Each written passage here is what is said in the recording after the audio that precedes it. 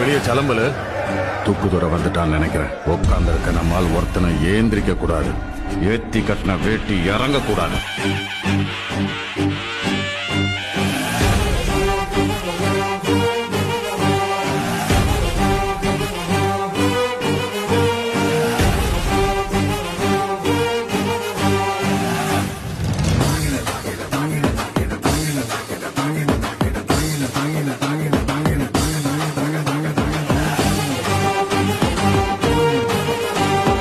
எதிர்க்கட்சி தலைவர்களுக்கும் என்னுடைய வணக்கத்தை தெரிவித்துக் கொள்கின்றேன். மக்களுக்கு அடிப்படை சமூக நீதியான பாதுகாப்பை கூட உறுதி செய்ய இயலாத